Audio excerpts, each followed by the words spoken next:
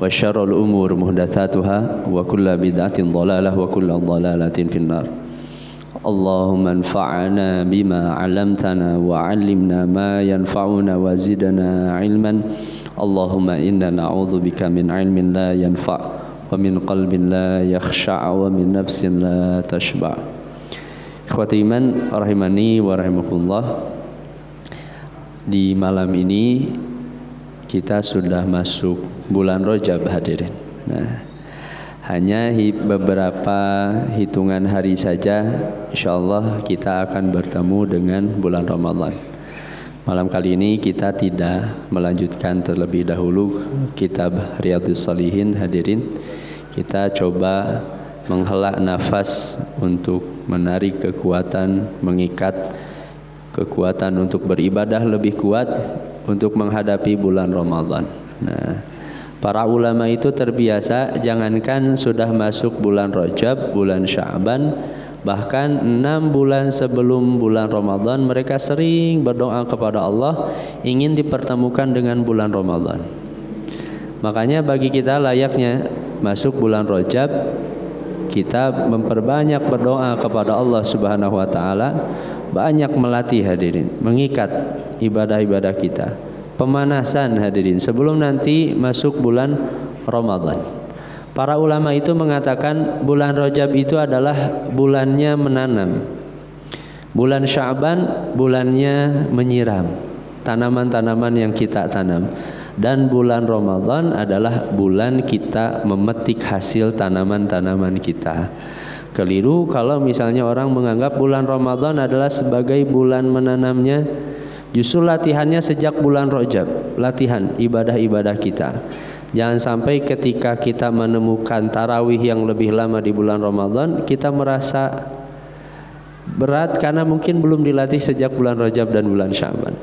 Atau membaca Al-Quran, kita latih, ikhtiarkan nanti agenda ibadah-ibadah yang akan lebih kuat nanti di bulan Ramadan sejak dari bulan Rajab.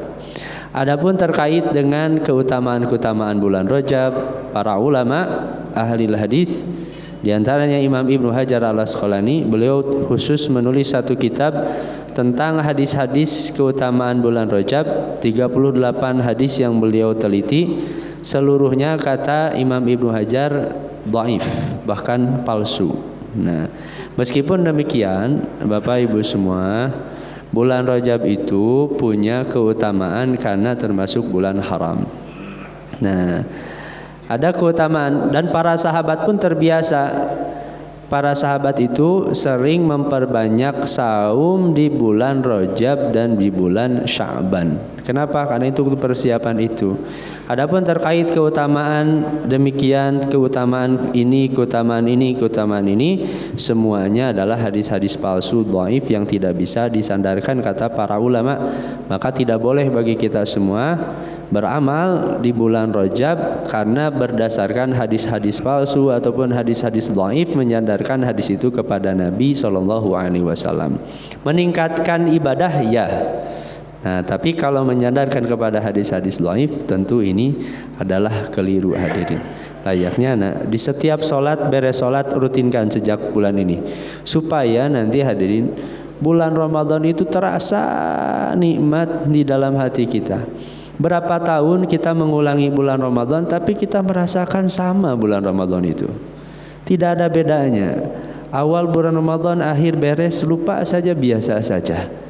Tidak ada khusyuk yang bertambah, tidak ada kualitas solat malam yang bertambah, tidak ada membaca Al-Quran yang bertambah. Mungkin karena kurang pemanasan hadirin. Seorang atlet kalau misalnya hendak ingin bertanding hadirin, itu lama berlatih, itu berbulan-bulan sebelum bertanding. Bayangkan andaikan seorang atlet tanpa ada pemanasan, latihan terlebih dahulu, dia langsung saja terjun main ketika di waktu hari H ia bertanding, pasti hadirin kram. Dan seperti itulah beribadah kepada Allah layaknya di bulan Rajab, di bulan Sya'ban. Kita persiapkan saat ini persiapan untuk menghadapi nanti di bulan Ramadan. Hadirin ikhwatiman, saya sudah sampaikan kepada saudara Sina, di malam kali ini kita akan menguatkan terkait dengan makna hakikat dari syafaat. Nah, hadirin, siapapun di antara kita nanti ketika pulang bertemu dengan Allah pasti membutuhkan pertolongan dari Allah Subhanahu wa taala. Pertolongan inilah yang disebut dengan syafaat. Allah sampaikan dalam Al-Qur'an surat Az-Zumar ayat ke-44. Qul lillahi syafa'atu jami'a. Katakanlah Muhammad, sungguh syafaat ini milik Allah seluruhnya. Lahu mulkus samawati wal ard. Hanya milik Allah kerajaan langit dan bumi. Tsumma ilaihi turja'un. Dan kemudian hanya kepada Allah kalian semua kelak akan dikembalikan. Syafaat hanya milik Allah kelak nanti di hari kiamat. Syafaat dinamakan syafaat itu karena kebalikan dari witir ganjil. Jadi syafaat itu genap, menggenapkan amal yang kurang bagi seorang hamba nanti di hari kiamat. Makanya kata Imam Ibnul Athir rahimahullah, sederhana saja hadirin. Apa yang dimaksud dengan syafaat? As-su'alu 'anit tajawuz fil atham wal jaraim, permintaan ampunan kepada Allah dari perbuatan-perbuatan dosa dan keburukan. Ketika seorang diampuni, dihapus dosa-dosanya, ditolong oleh Allah di perjalanan akhiratnya, maka itulah yang disebut dengan syafaat. Nah, pertolongan apapun yang Allah berikan di perjalanan akhirat kita, itu yang disebut dengan syafaat. Syafaat ini, hadirin Bapak Ibu semua, bisa diberikan oleh Allah bahkan sebelum kita meninggal dunia. Nah, ada satu kitab yang menjelaskan syafaat begitu lengkap, namanya Asy-Syafa'ah fil Hadisin Nabawi, syafaat dalam hadis-hadis Nabawi. Beliau jelaskan mulai dari kapan seorang mendapatkan syafaat, bentuk-bentuk syafaat, jenis-jenis syafaat, siapa yang bisa memberikan syafaat, sampai amal-amal yang mendorong seorang mendapatkan syafaat dari Allah Subhanahu wa taala. Kurang lebih 300 halaman lebih kitabnya, Pak. Saya coba ringkaskan dalam waktu 30 menit. 300 halaman saya ringkaskan kurang lebihlah 30 menit tadi. Nah, kapan diberikan syafaat itu? Pertama, ketika seorang hendak meninggal dunia. Kata Nabi kan, laqinu mautakum la ilaha illallah. Talkinkan orang yang hendak meninggal dunia itu dengan kalimat la ilaha illallah. Kenapa? Karena kata Nabi, fa innahu man kana akhiru kalamihi la ilaha illallah. Siapapun yang meninggal dunia, ia tutup usianya dengan kalimat la ilaha illallah. Indal maut, ketika ia meninggal, dakhalal jannah, pasti Allah akan masukkan dia ke dalam surga. Syafaat yang Allah berikan karena kalimat la ilaha illallah yang ia tutup di akhir usianya. Nah, ini syafaat. Syafaatnya Allah berikan ketika di dunia, tapi tentu ia dapatkan nanti kelak di akhirat. Syafaat itu karena syafaat pertolongan nanti di perjalanan akhiratnya Allah akan berikan. Bahkan ketika kita sebelum dikuburkan, seorang hamba bisa mendapatkan syafaat dari Allah Subhanahu wa taala. Hadis riwayat Imam Ibnu Hibban, Nabi SAW sampaikan, ma min mayyitin yusalli alaihi ummatun minal muslimin. Tidaklah seorang muslim itu disolatkan oleh sekelompok kaum muslimin, yakununa an yablugu mi'ah, sampai 100 orang yang menyolatkan jenazah. Fayashfa'u, kemudian mereka memberikan doa kepada jenazah. Illa syafa'u, kecuali Allah akan berikan syafaat kepada jenazah itu karena perantara doa dari orang yang menyolatkan jenazah-jenazah kita. Hadirin Bapak Ibu semua, ini menjadi isyarat layaknya bagi kita hubungkan hubungan yang baik kepada orang-orang terdekat kita. Ikhtiarkan hadirin sampai akhir usia kita jadi ahli masjid. Karena siapa nanti yang akan menyolatkan kita kecuali orang-orang yang saat ini berada di masjid, hadirin. Siapa yang nanti akan hadir ke rumah kita, mengurus jenazah kita, menyolatkan jenazah kita, itu adalah orang-orang yang terdekat dengan kita. Ada 100 orang kata Nabi mendoakan jenazah, Allah berikan syafaat, dia ditolong nanti di hari kiamat karena doa-doa. Bahkan hadirin, makanya kata para ulama, kenapa dalam riwayat lain Nabi bukan menyebutkan 100 orang, tapi 40 orang. Ini Bapak Ibu semua pernah dengar ada hadis siapapun yang disolatkan oleh 40 orang maka akan diberikan syafaat. Dalam riwayat lain bukan 40 orang tapi 3 saf. Kata para ulama, maksudnya Nabi sedang menjelaskan lebih sedikit dari 100 orang ataupun lebih sedikit dari 40 orang atau lebih sedikit dari 3 saf, meskipun hanya 1 saf yang menyolatkan, kalau Allah berikan izin syafaat karena keikhlasan doa dari orang yang menyolatkan jenazah, Allah pasti akan berikan syafaat. Hadirin, andaikan 1 orang saja terasa kehilangan jenazah, ia menangis ikhlas kepada Allah, memintakan ampunan kepada jenazah. Hadirin, 1 orang yang ikhlas ketika itu, andaikan doa orang yang menyolatkan itu ketika diijabah oleh Allah Subhanahu wa taala, pasti Allah akan berikan syafaat kepada jenazah. Maka apalagi andaikan kita nanti disolatkan oleh lebih dari 100 orang. Hadirin, ribuan orang, puluhan ribu, ketika kita hubungan baik dengan tetangga, hadirin, dengan saudara-saudara kita di tempat pekerjaan kita, atau teman karib saudara, hadirin, dengan orang-orang yang berada di masjid, maka ketika orang hadir, nanti orang yang menyolatkan kita yang akan bisa memberikan syafaat kepada kita. Kemudian syafaat itu bisa Allah berikan ketika di alam kubur. Wasilahnya karena seorang meninggal di hari Jumat atau malam Jumat. Hadis riwayat Ahmad. Ma min muslimin yamutu yaumal jum'ah au lailatal jum'ah, siapapun yang meninggal di hari Jumat atau malam Jumat, illa waqahullahu fitnatal qabri, kecuali Allah pasti akan jaga ia dari azab kubur. Siapa yang meninggal hari Jumat atau malam Jumat. Mengapa Allah berikan keutamaan syafaat ini untuk yang meninggal hari ini, hari Jumat ini? Karena kata para ulama, hari Jumat itu hari istimewanya Allah. Allah jadikan hari raya umat Nabi Muhammad SAW setiap mingguannya itu adalah hari Jumat. Maka Allah pilih di antara hamba-hambanya yang beriman kepada Allah, siapapun yang meninggal di hari Jumat, janji dari Nabi SAW. Hadis Hasan yang dinilai Hasan oleh Syekh Al-Arnaud. Nah, ini menjadi wasilah seorang mendapatkan syafaat nanti di hari kiamat. Tapi tentu hadirin Bapak Ibu semua, meninggalnya hari Jumat ini bukan pesanan hadirin. Kita memesan sengaja tiket meninggal di hari Jumat atau malam Jumat, kehendak Allah. Karena mungkin keutamaan amal, ada amal yang mulia yang orang tidak tahu, akhirnya Allah wafatkan ia di hari Jumat. Dan bukan berarti orang yang meninggal di luar hari Jumat mendapatkan siksa kubur, tentu keliru hadirin. Nah, jangan sampai karena ada tetangga yang meninggal, ya mautna ahad cenah paur, sedangkan cek ustaz oge Jumat yang mendapatkan perlindungan kubur, imam mautna ahad atau malam minggu, cenah biasa malam mingguan. Keliru. Nah, hanya 1 keutamaan saja yang Allah berikan, itu hamba yang dipilih oleh Allah Subhanahu wa taala. Nah, kemudian syafaat itu akan diberikan oleh Allah Subhanahu wa taala ketika di mahsyar.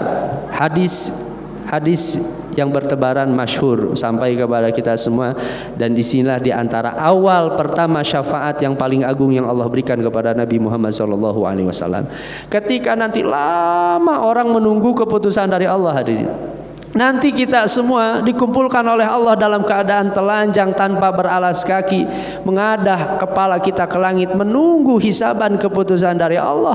Lama ketika itu menunggu, ketika seluruh nabi ketika itu tidak bisa membantu, hanya Nabi Muhammad SAW yang bisa meminta kepada Allah agar disegerakan keputusannya oleh Allah Subhanahu wa taala. Saya dulu pernah sampaikan, 1 riwayat mengatakan 40 tahun lamanya kita menunggu. 1 riwayat 100 tahun lamanya kita menunggu. Bahkan dalam tafsir Imam Ibnu Katsir sampai 300 tahun. Wallahu a'lam bishawab. Hanya Allah tentu yang lebih mengetahui berapa lamanya, tapi nanti ada pertolongan-pertolongan yang Allah akan berikan ketika di mahsyar. Syafaat-syafaat, perlindungan-perlindungan yang Allah akan berikan ketika di mahsyar, dan termasuk syafaat yang paling agung nanti Nabi diberikan wewenang meminta kepada Allah, akhirnya disegerakanlah syafaat itu oleh Allah. Sampailah nanti orang-orang melewati sirat. Wa yudrabu sirat baina dhahranai jahannam, dibuatlah jembatan sirat, dalam riwayat lain al-jisru. Nah, sirat di atas neraka jahannam, nanti setiap orang lewat itu, bahkan Nabi Muhammad, kata Nabi, Fa akunu ana wa ummati awwalu man yujiz. Aku dan umatku orang yang pertama nanti melewati sirat, kata Nabi. Ketika itulah hadirin ikhwati iman, banyak orang yang terjatuh ke dalam neraka jahanam. Banyak orang selamat, tapi tidak sedikit pula orang yang terjatuh ke dalam neraka jahanam ketika itu, karena tertarik oleh pengait-pengait besi dari setiap pinggir sirat itu hadirin. Orang-orang terjatuh begitu menakutkan hari ini, sampai Nabi SAW ketika itu di tengah sirat itu meminta kepada Allah, berdoa kepada Allah, Allahumma salim, Allahumma salim, Allahumma, ya Allah selamatkan si fulan, ya Allah selamatkan, ya Allah selamatkan, ya Allah selamatkan. Nah, para ulama berdalil ketika Nabi berdoa nanti untuk kita semua hadirin di penghujung sirat meminta kepada Allah Subhanahu wa taala, ini menjadi dalil syafaat nanti yang Allah berikan karena doanya Nabi. Ada orang ketika melewati sirat yang harusnya ia masuk ke dalam neraka, tapi karena doa dari Nabi SAW ia diselamatkan oleh Allah Subhanahu wa taala. Ada orang yang seharusnya masuk neraka, tapi karena doa Nabi akhirnya Allah berikan syafaat melalui wasilah doanya Nabi Muhammad SAW. Ini syafaat yang diberikan.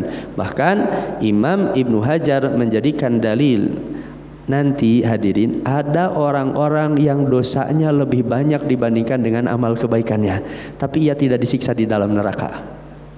Ada orang-orang yang keburukannya, dosanya lebih banyak dibandingkan kebaikan, tapi ia tidak disiksa di dalam neraka. Mengapa? Karena syafaat Nabi Muhammad SAW. Tentu bukan karena amal kebaikan, karena amal kebaikannya kurang. Nah, syafaat ini digenapkan oleh Allah Subhanahu wa taala mulai apa? Syafaat Nabi Muhammad. Doanya Nabi Muhammad, Allahumma salim, selamatkan si fulan. Dia layak untuk masuk ke dalam neraka karena dosa-dosanya ketika di dunia. Dia layak untuk dibakar terlebih dahulu karena dosa-dosanya. Tapi karena doa Nabi Muhammad SAW akhirnya diselamatkan oleh Allah Subhanahu wa taala. Sampailah nanti syafaat ini terus berlanjut hadirin Bapak Ibu semua.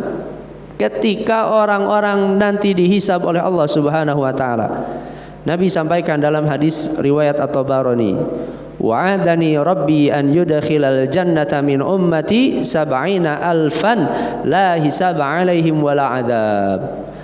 Allah menjanjikan kepada diriku nanti akan memasukkan di antara umatku ke dalam surga sebanyak 70.000 orang tanpa dihisab, tanpa disiksa.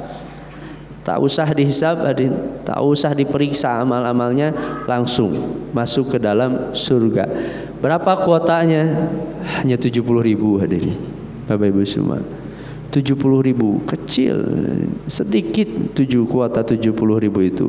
Sahabat saja sudah ada 1.400 hadirin, banyaknya. Kira-kira sampai dibandingkan dengan orang-orang soleh dahulu 70.000. Dan apa rahasianya? Nabi jelaskan di hadis riwayat Muslim adalah orang-orang yang kuat tawakalnya kepada Allah, orang-orang yang menjauhi perbuatan syirik, orang-orang yang menjauhi perbuatan ramalan. Nah, ini diantara orang-orang yang nanti bisa berpeluang mendapatkan syafaat ketika hisab. Ia tanpa harus dihisab terlebih dahulu masuk ke dalam surga. Dan tidak menutup kemungkinan mungkin diantara kita nanti ada orang hadirin. Dan semoga termasuk kita semua nanti mendapatkan syafaat ini nanti ketika hisaban ini. Allah berikan ketika hisab, termasuk Bapak Ibu semua hisaban itu. Bahkan ketika orang-orang hendak masuk ke dalam surga pun orang akan mendapatkan syafaat dari Allah melalui Nabi Muhammad SAW. Ketika nanti pintu surga tidak bisa dibukakan oleh siapapun, tertutup, terkunci, tidak bisa dibukakan oleh siapapun kecuali nanti orang yang pertama yang membuka pintu surga. Kata Nabi, ana awalu syafi'in fil jannah. Aku orang yang pertama memberi pertolongan syafaat di surga. Yang dimaksud adalah membuka pintu surga. Nabi Muhammad SAW nanti yang membuka pertama pintu surga, karena barulah nanti umat-umat yang lain ikut masuk surga. Termasuk orang yang pertama yang nanti masuk surga di antara umat Nabi Muhammad, yaitu Abu Bakar As-Siddiq. Orang yang pertama dari umat Nabi Muhammad. Satu waktu ketika Abu Bakar bersama Nabi hadirin, kemudian Nabi menceritakan tentang surga kepada Abu Bakar. Kemudian Abu Bakar mengatakan seperti ini, ya Rasulullah, waditu anni anzura ilaik. Ya Rasulullah, aku ingin andaikan nanti aku pulang ke negeri akhirat, aku ingin melihatmu kembali. Ini karena kecintaan Abu Bakar As-Siddiq kepada Nabi SAW. Apa kata Nabi ketika itu? Amma anta ya Abu Bakrin, adapun engkau wahai Abu Bakar, awwalu man yadkhulul jannah min ummati, orang yang pertama nanti masuk surga dari umatku.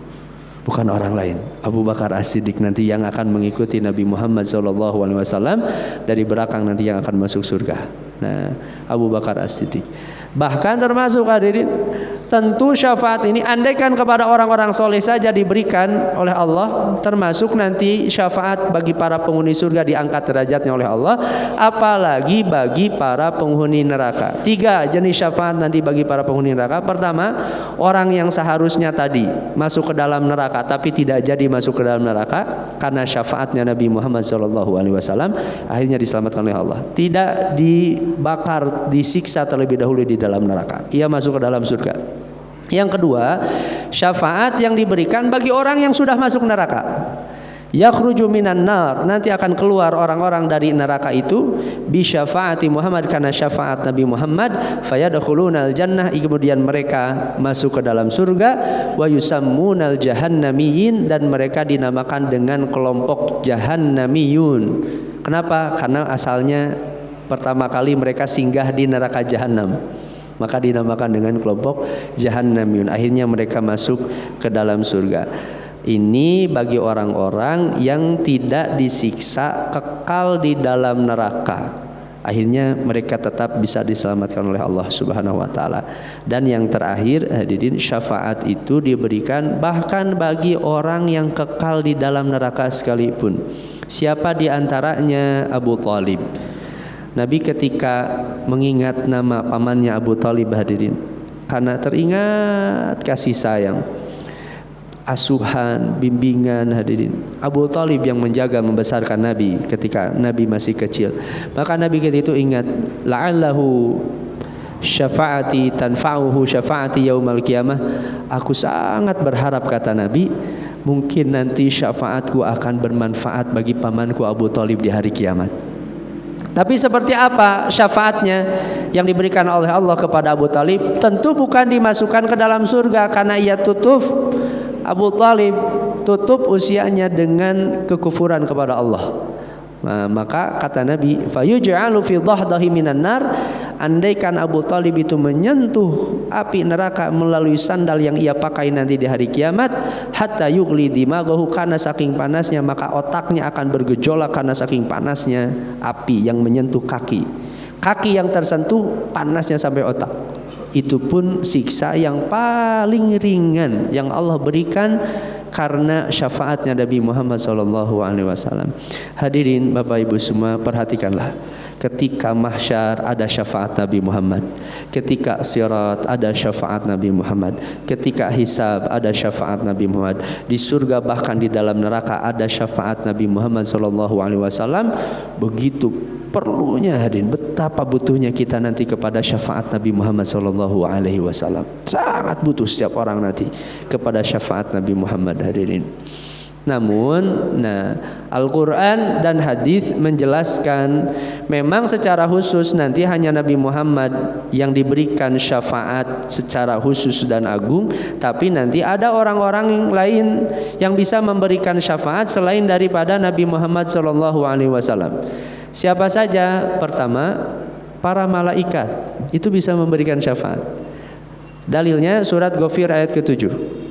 Alladzina yahmiluna al-arsya wa man haulah, para malaikat yang membawa arasy dan para malaikat yang di sekitarnya, yusabbihuna bihamdi rabbihim, mereka bertasbih kepada Allah, wa yu'minuna bih, para malaikat beriman kepada Allah, wa yastaghfiruna lilladzina amanu, para malaikat memintakan ampunan kepada orang-orang yang beriman.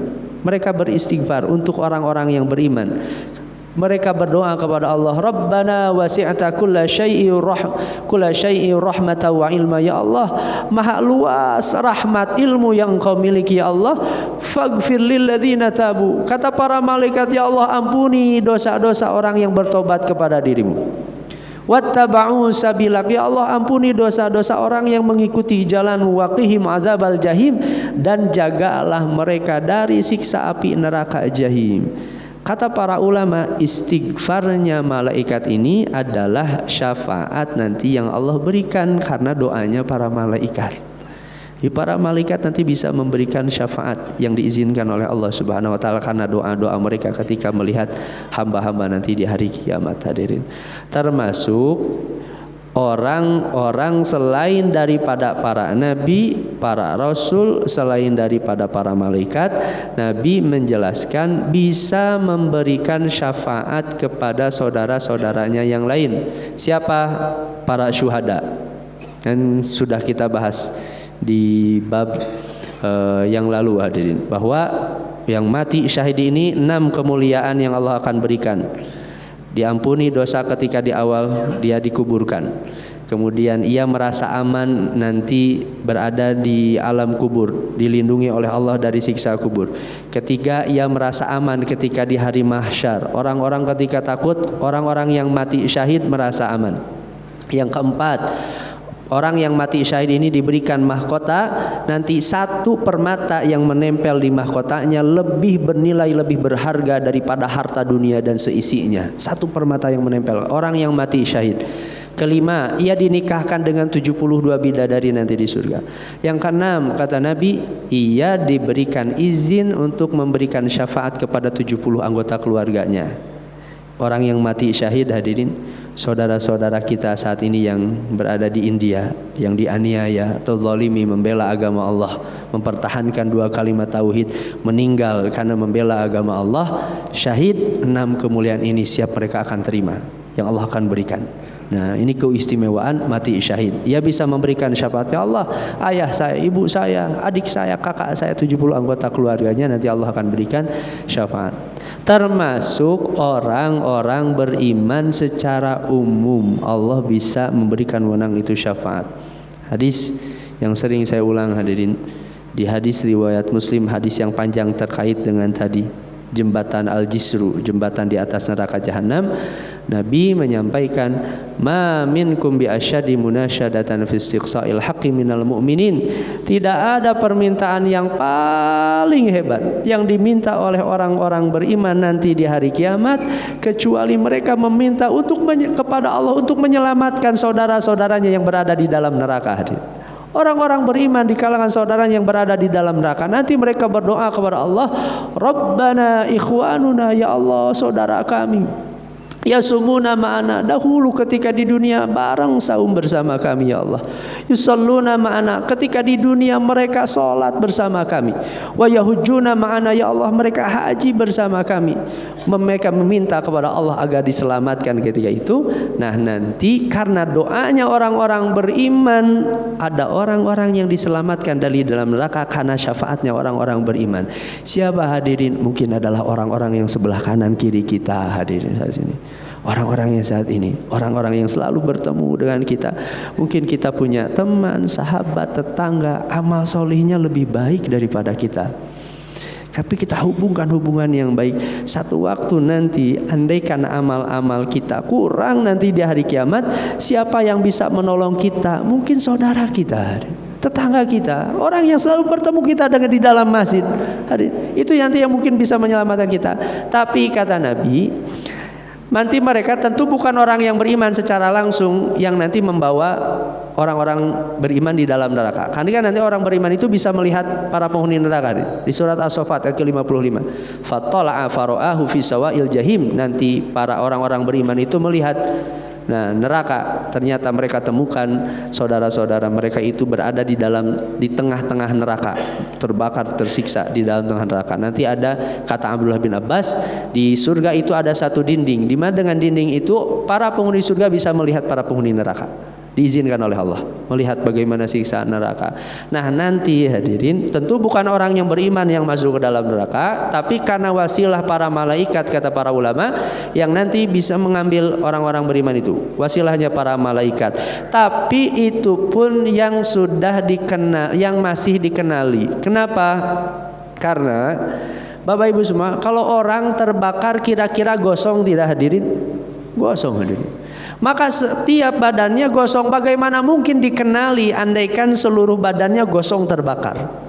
Kan tadi, kan nanti Allah berfirman, ukhruju man araftum, keluarkan, kata Allah kepada orang-orang yang beriman yang berdoa itu, siapapun orang yang kalian kenal. Bagaimana mungkin dikenali kalau misalnya badan seluruhnya gosong? Makanya di hadis riwayat Muslim dijelaskan, Nabi menyampaikan, nanti para penghuni neraka itu yahtariquna fi, mereka terbakar di dalam neraka, illa darati wujuhim, kecuali bagian wajah.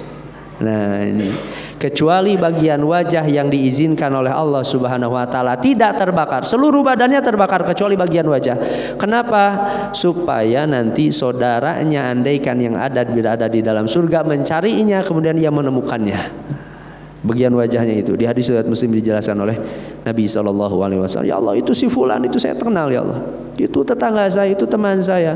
Ya kenali karena bagian wajah. Nah yang tidak terbakar. Nah ini kompromi hadis dari kalangan para ulama. Ketika Allah perintahkan keluarkan siapapun yang kalian kenal, dengan kompromi dengan hadis kecuali bagian wajah, karena nanti supaya dikenali dengan oleh orang-orang yang beriman yang lain. Hadirin Bapak Ibu semua, sampai kita pada puncak hadirin. Yang paling pokok. Apa amal-amal apa saja. Nah ini yang paling pokok, syarat seorang mendapatkan syafaat. Surat Toha ayat 109 Allah sampaikan, yauma idzil la tanfa'u syafa'ah, nanti hari kiamat tidak akan bermanfaat syafaat itu, illa man adzina lahu rahman wa radiya lahu qawla, kecuali orang yang diizinkan oleh Allah dan orang yang Allah ridho karena perkataannya. Dua syarat orang mendapatkan syafaat. Pertama, izin Allah. Orang yang diizinkan oleh Allah mendapatkan syafaat, mungkin melalui malaikat, mungkin melalui para nabi, mungkin melalui orang yang beriman. Izin Allah tentu, karena seluruh syafaat milik Allah. Nah itu. Yang kedua, ada perkataan yang Allah ridhoi. Apa yang dimaksud dengan perkataan ini? Para ulama sepakat 2 kalimat tauhid. Seorang yang tidak pernah mengucapkan 2 kalimat tauhid meskipun paman Nabi sekalipun tidak akan mendapatkan syafaat. Maksudnya syafaat ke dalam surga. Siapapun yang pernah mengucapkan 2 kalimat tauhid secara ikhlas, bukan karena kemunafikan hadirin, tapi secara ikhlas tulus mengakui tidak ada ilah yang disembah kecuali Allah dan Muhammad itu adalah utusan Allah, maka Allah akan selamatkan meskipun ia berada di dalam neraka lama terlebih dahulu 1 waktu karena syafaat Allah, karena 2 kalimat tauhid. Makanya kata para ulama, ketika nanti seluruh syafaat sudah diberikan, siapa yang tersisa syafaatnya? Andaikan para nabi sudah memberikan syafaat, malaikat sudah memberikan syafaat, orang-orang yang beriman sudah memberikan syafaat, tersisa syafaat yang paling besar adalah syafaatnya dari Allah Subhanahu wa taala. Allah nanti mengambil orang-orang yang berada di dalam neraka, siapapun yang punya keimanan meskipun sebesar biji dzarrah. Itu yang paling utama. Meskipun ada amalan-amalan yang lain yang secara khusus Nabi sebutkan, membaca Al-Quran, syafaat, merutinkan ibadah saum, ini pun menjadi syafaat. Orang bersabar, dalam beberapa riwayat sabar karena diuji oleh anak perempuan, ada riwayatnya. Sabar karena ditinggal oleh anak meninggal dunia, yang dulu pernah saya sampaikan. Orang tua, anaknya lebih dahulu meninggal, kemudian orang tuanya sabar mengharapkan pahala dari Allah, ia berharap nanti bertemu kembali di dalam surga. Ini jadi wasilah syafaat untuk orang tuanya. Syafaat kan sabar karena demam, syafaat yang diberikan karena sabar ketika ada wabah, hadirin. Nah, termasuk corona ini. Bapak Ibu semua yang mungkin sudah niat umroh kemarin sabar, kan itu dia sabar terkait wabah. Tidak, anjuran Nabi tidak masuk ke daerah wabah dan tidak keluar. Orang yang berada di daerah wabah tidak keluar, kecuali seperti pemerintah kita dieksekusi terlebih dahulu, khusus dievakuasi. Nah itu dibolehkan oleh para ulama. Dan diantaranya syafaat yang paling agung ini hadirin, syafaat dari Nabi Muhammad SAW, amal yang begitu sederhana sebenarnya hadirin. Kita bisa mendapatkan syafaat dari Nabi Muhammad ketika di mahsyar, di sirat, hisab, bahkan ketika masuk ke dalam surga sekalipun. Apa amalannya? Menjawab azan ketika mendengar azan. Sederhana. Insyaallah kita akan sebentar lagi azan hadirin. Nah ini. Apa kata Nabi? Man qala hina yasma'un nida, siapapun yang berdoa ketika ia mendengar azan, Allahumma rabb hadhihi ad-da'wati tammah was-salatil qa'imah ati Muhammadanil ladzi wa ba'athu maqama mahmudanil ladzi wa'attah. Nah ini diantara yang menunjukkan kata Nabi, halat syafaati yaumal qiyamah, halal bagi dirinya nanti ia mendapatkan syafaatku nanti di hari kiamat. Nah sebentar lagi kita adzan, maka Bapak Ibu semua rajin-rajinlah kita hadir sholat berjamaah. Ada syafaat yang Allah akan berikan, di antara syafaat yang paling agung yaitu syafaat dari Nabi Muhammad SAW. Wallahu a'lam bishawab. Beres hadirin. Diringkas 300 halaman pas 30 menit. Itu inti poin dari kitab syafaat secara umum yang dijelaskan oleh para ulama. Wallahu a'lam bishawab. Semoga kita termasuk hamba-hamba yang mendapatkan syafaat dari Allah Subhanahu wa taala hadirin. Subhanakallahumma wa bihamdik asyhadu an la ilaha illa anta astaghfiruka wa atubu ilaik. Assalamualaikum warahmatullahi wabarakatuh.